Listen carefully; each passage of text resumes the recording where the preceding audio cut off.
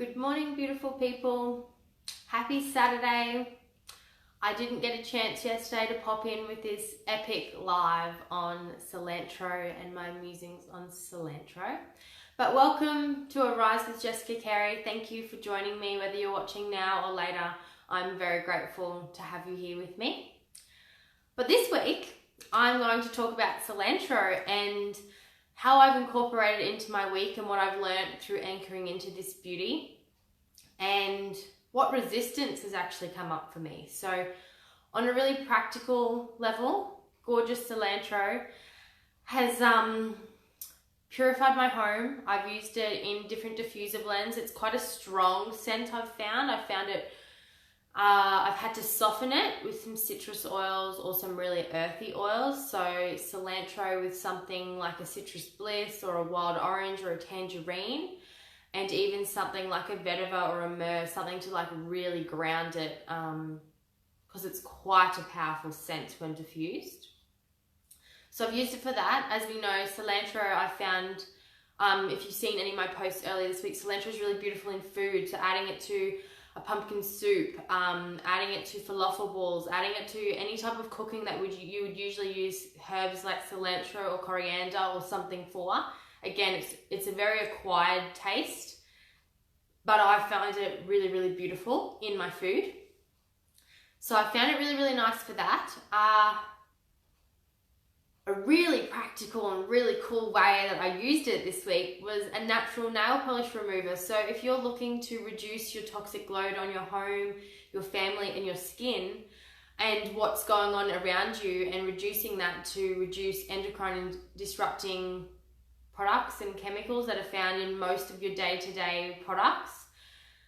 Our skin, being our largest organ, absorbs everything, and I'm sure you're all aware, you walk past the nail parlors in the shopping center or wherever you go and it almost takes your breath away, the smell of the chemicals that they use to apply and remove nail polish on our nails and our feet. And the beauty industry is just so riddled with so many harsh chemicals that one of my greatest passions is to educate people, especially within the hair and beauty industry, that there are so many other options than what we've been taught over the last 20 years. So for instance, using cilantro with, you can dilute it if you choose with a little bit of vinegar, or you could use it straight and actually use it on your nails to remove and use as a natural nail polish remover, which is really cool. You can also use lemongrass. And some of the citrus oils work really well as well, like Citrus Bliss, but smells so much better and such a natural alternative than using your standardized products that take your breath away. Like, I actually stopped painting my nails and my toenails for a couple of years. I rarely do it. And now that I've figured out this little life hack, I'm going to be able to do that again. So I use actually a brand called Sienna, which is a nail polish based around the Byron Bay, northern New South Wales area. That's a clean nail polish, and now I can actually remove them with cilantro. So that's pretty cool. But as always, I'm going to dive into the gorgeous energetics of cilantro this week. And on a beautiful emotional level, cilantro is the oil of releasing control. What does that bring up for you? Releasing control. We're in a world and we're in an epidemic where people want control of everything in their lives, and they want everything now or yesterday, in a way that many can try and control every single circumstance in their life, but not only circumstances, controlling the people around them. And as I've anchored into the essence of this week, I've actually delved into where I was still trying to master control over so many things in my life. And one of those was actually my businesses. I feel real like here's a question for you to muse over. If you close your eyes, take a big deep breath.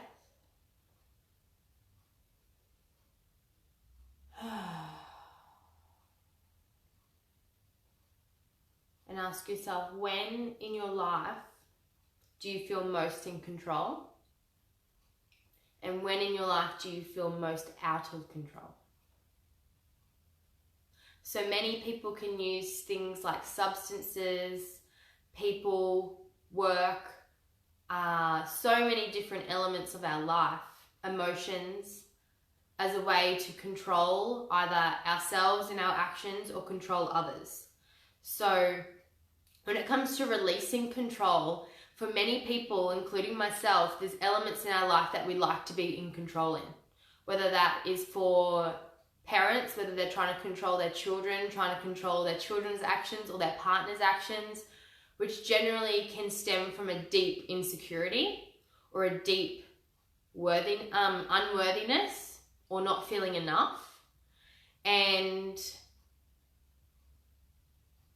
what releasing control has brought up for me is within my businesses, I'm going to be really, really vulnerable here, within my businesses where I feel worthy when people need me. So I believe we attach worthiness and what we have control over as a way of celebrating or feeling our own self-worth, or feeling needed or feeling valued or feeling validated in our life. And what I noted this week within myself is that I feel control when I'm running my businesses. And what that actually comes from is a need for people to want to journey with me, to want to support me in my journey. And I've actually had to release that need this week because I realized in my awareness of it now, I realized that it wasn't serving me. So I've had to release the need to control who, what, when, how, and why people support my businesses, and really find deep gratitude for the people that already do, which I already did, but because of that subconscious belief of feeling worthy with the more people that supported me, it's just opened up so much space, not only in my body, but in my life. Like, we go through life with so many means of trying to control things, of belief systems that have been imprinted since we were a child, imprinted when we've gone through trauma or pain, imprinted from just some of the most simple actions and days of our lives. And releasing control can be really scary for some because many have been out of control in instances in their life and felt very unsafe.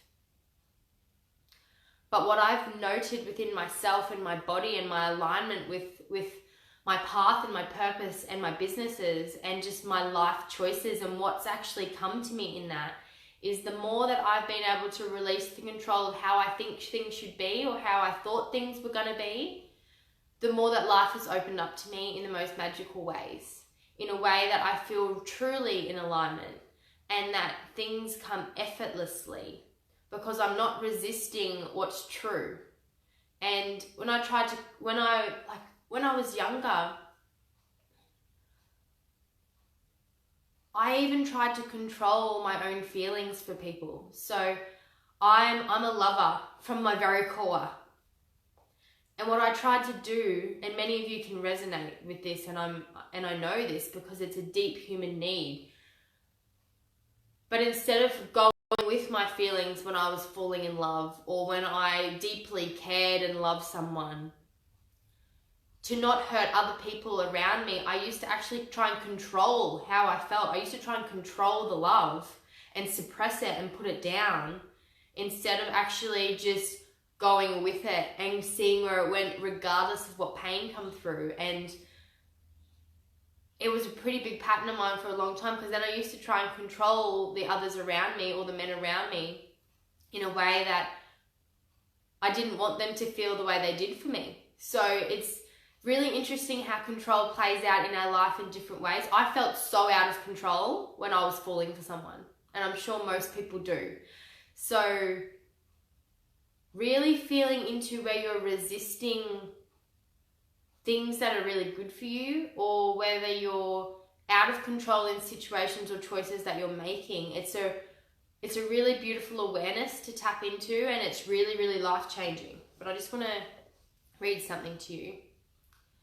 Because what I've noted with cilantro is very cleansing, very emotionally cleansing, so it gets stuff out of your body. So anchor into this oil if you know you're really trying to control something, or even if you're in a position like myself in business, or if you're in a role as a teacher or a facilitator of some kind where you've got to have some element of control of a classroom or the people that are there.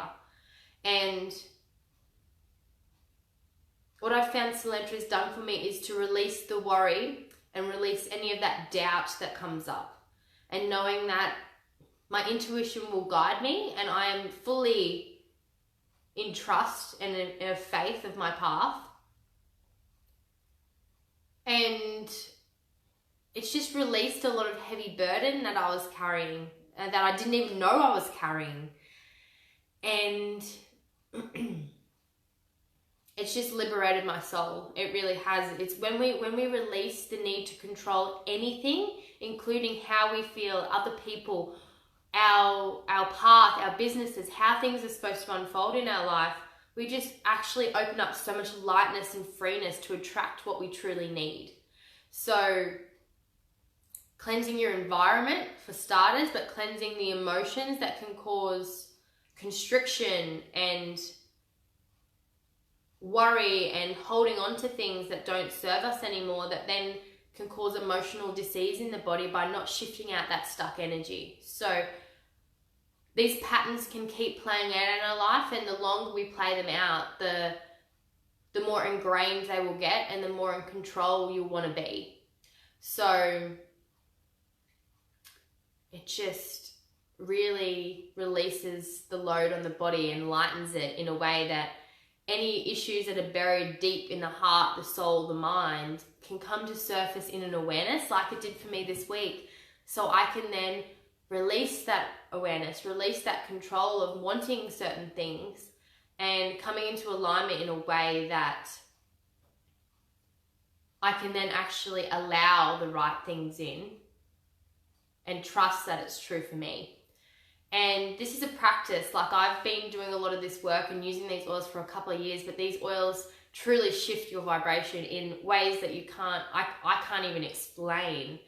But the level of awareness that I get when I deeply anchor into an oil, let alone just use them daily to support my overall health and lifestyle, is just transformative. So this week, I've just let go of the need to control anything in my life. Letting go of how trying to control my mind, my heart, my soul, my feelings, where my path's going to take me, and just truly just being centered in here and trusting that it's going to work out. And don't get me wrong, it's been really challenging. It's been so challenging because I'm like, but that's the one space I have control in my life, is my businesses, is my ability to serve people, is my ability to show up for people in a way that holds space and just be of service in the best possible way that connects people to heart, but also to the divine, that connects them to something higher. So by releasing that energy, it's actually opened up so much more and such a